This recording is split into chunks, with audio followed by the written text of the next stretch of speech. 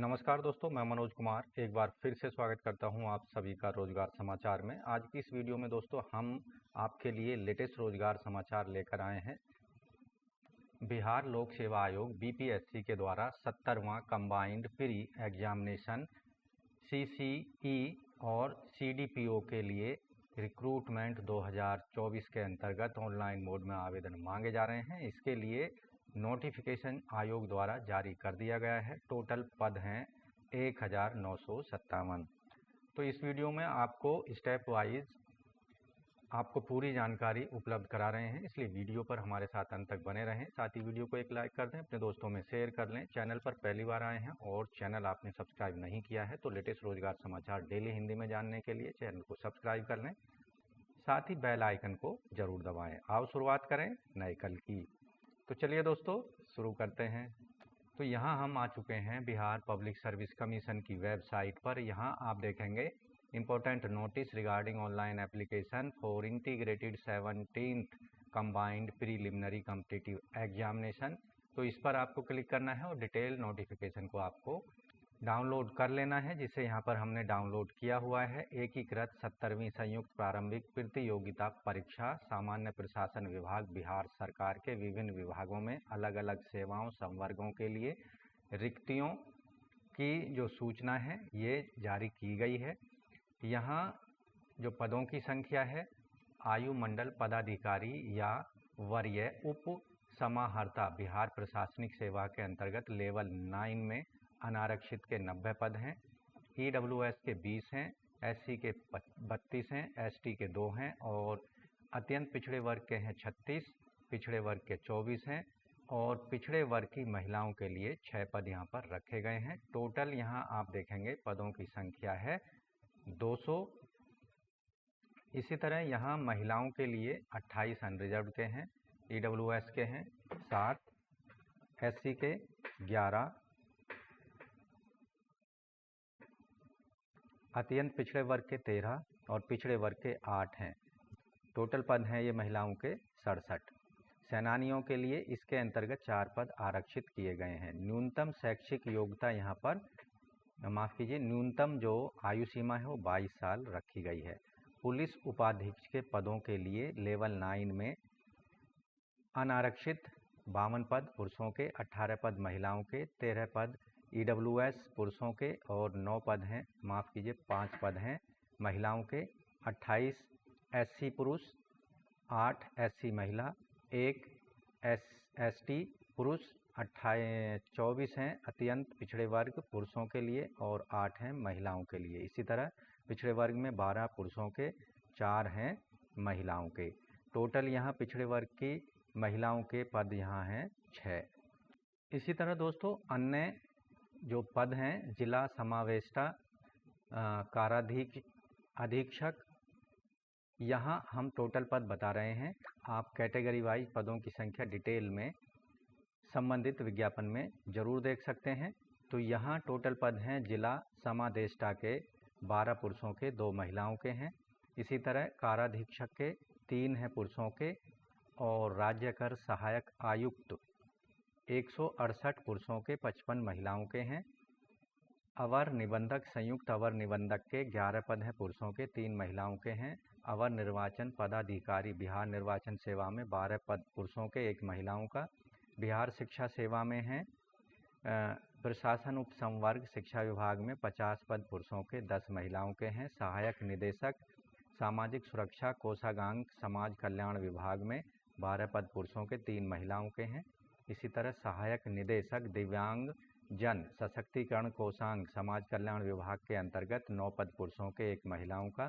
सहायक निदेशक बाल संरक्षण सेवा समाज कल्याण विभाग में 9 पद पुरुषों के, 2 महिलाओं के हैं। जिला अल्पसंख्यक कल्याण पदाधिकारी अल्पसंख्यक कल्याण विभाग के अंतर्गत 6 पद हैं पुरुषों के। ईख पदाधिकारी गन्ना उद्योग विभाग में 1 पद है पुरुषों के लिए। इसी तरह नियोजन पदाधिकारी जिला नियोजन पदाधिकारी श्रम संसाधन विभाग में 14 पद पुरुषों के हैं।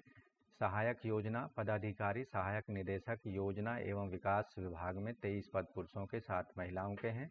अपर जिला परिवहन पदाधिकारी एवं समकक्ष मूल कोटि के परिवहन विभाग में 4 पद पुरुषों के लिए हैं। नगर कार्यपालक पदाधिकारी के नगर विकास और आवास विभाग में 59 पद पुरुषों के हैं और 19 पद हैं महिलाओं के। ग्रामीण विकास पदाधिकारी के 393 पद पुरुषों के हैं और 133 पद हैं महिलाओं के। राजस्व अधिकारी और समकक्ष पदों के लिए राजस्व एवं भूमि सुधार विभाग में 287 पद पुरुषों के और 83 पद महिलाओं के हैं। श्रम प्रवर्तन पदाधिकारी के 67 पद पुरुषों के, 22 महिलाओं के हैं। प्रखंड पंचायत राज अधिकारी 83 पद हैं पुरुषों के लिए, 30 महिलाओं के लिए हैं। आपूर्ति निरीक्षक खाद्य एवं उपभोक्ता संरक्षण विभाग में 233 पद पुरुषों के और 75 पद हैं महिलाओं के। प्रखंड अनुसूचित जाति एवं जनजाति कल्याण पदाधिकारी के 125 पुरुषों के हैं और 44 महिलाओं के हैं। प्रखंड अल्पसंख्यक कल्याण पदाधिकारी अल्पसंख्यक कल्याण विभाग में 28 पद पुरुषों के और 9 हैं महिलाओं के। इसी तरह बाल विकास परियोजना पदाधिकारी के 12 पद हैं पुरुषों के और 4 पद महिलाओं के लिए हैं। तो इस तरह से ओवरऑल पदों की संख्या देखी जाए तो 1957 टोटल पद यहाँ पर दिए गए हैं। यहाँ कुछ महत्वपूर्ण दिशा निर्देश दिए गए हैं। इन आवेदनों की संख्या के आधार पर प्रारंभिक परीक्षा एक से अधिक पालियों या अधिक दिनों में आयोजित की जा सकती है। शैक्षिक योग्यता की बात कर लेते हैं। 70वीं संयुक्त प्रारंभिक प्रतियोगी परीक्षा में और बाल विकास परियोजना पदाधिकारी के पदों के लिए किसी मान्यता प्राप्त विश्वविद्यालय से ग्रेजुएशन या स्नातक की उपाधि आवेदक के पास होनी चाहिए। इसी तरह बाल विकास परियोजना पदाधिकारी के लिए स्नातक की डिग्री और वैकल्पिक विषय इसके अंतर्गत गृह विज्ञान, मनोविज्ञान, समाजशास्त्र या श्रम एवं कल्याण सब्जेक्टों में से किसी एक विषय का चयन मुख्य परीक्षा के लिए आवेदक को करना होगा। इन पदों में या इस परीक्षा में आरक्षण का लाभ केवल बिहार राज्य के रहने वाले मूल निवासियों को ही दिया जाएगा।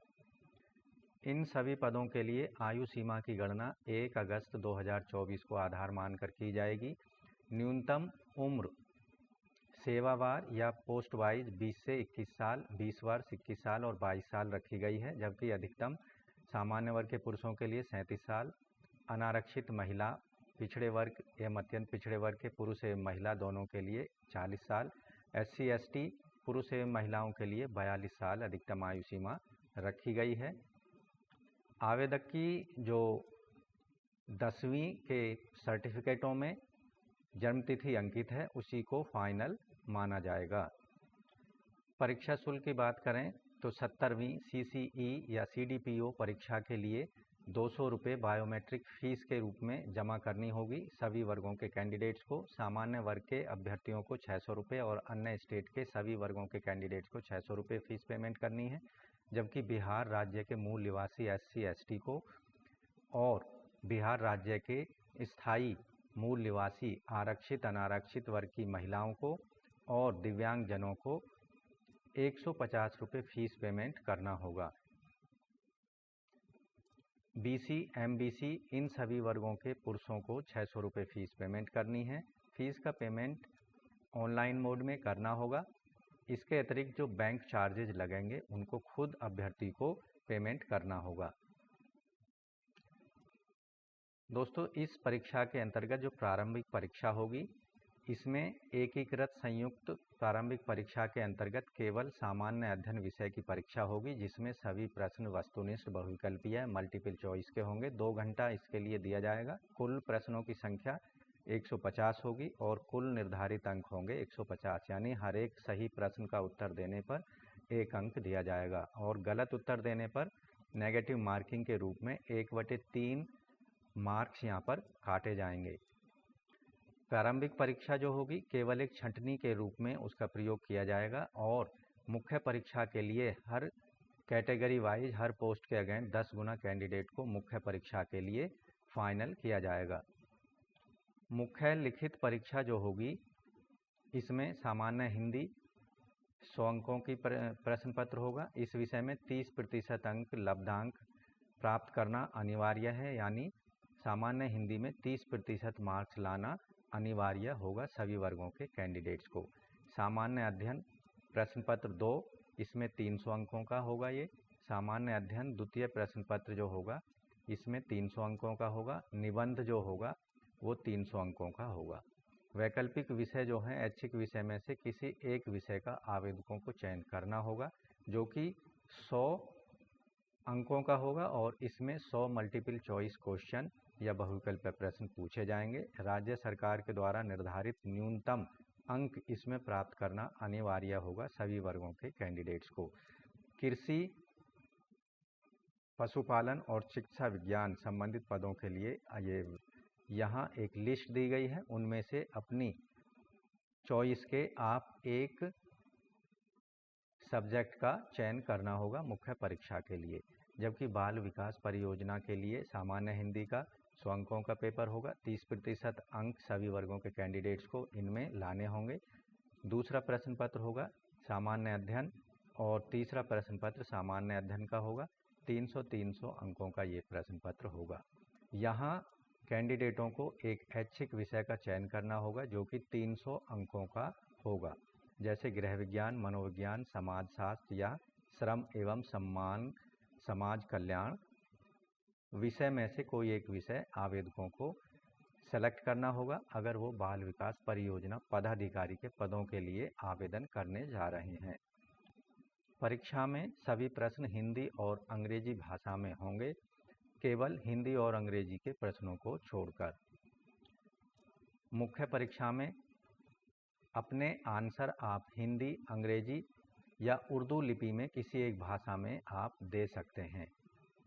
ऐसे कैंडिडेट जो कि मुख्य लिखित परीक्षा को क्लियर कर लेंगे उन्हें इंटरव्यू के लिए बुलाया जाएगा। इंटरव्यू के लिए 2.5 गुना हर एक पोस्ट पर 2.5 गुने कैंडिडेट्स को आमंत्रित किया जाएगा इंटरव्यू के लिए, यानी व्यक्तित्व परीक्षण के लिए, जो कि इस परीक्षा का सिलेक्शन प्रक्रिया का तीसरा चरण होगा। मुख्य परीक्षा में व्यक्तिगत परीक्षण में जो होगा 120 अंकों का होगा, यानी इंटरव्यू जो होगा 120 अंकों का यहाँ पर लिया जाएगा। इस तरह से जो मेरिट लिस्ट जारी की जाएगी 17वीं संयुक्त मुख्य परीक्षा के 900 अंकों और साक्षात्कार के 120 अंकों यानी कुल 1020 अंकों के आधार पर तैयार की जाएगी। तो दोस्तों इन पदों के लिए आप ऑनलाइन आवेदन कर सकते हैं 18 अक्टूबर 2024 तक।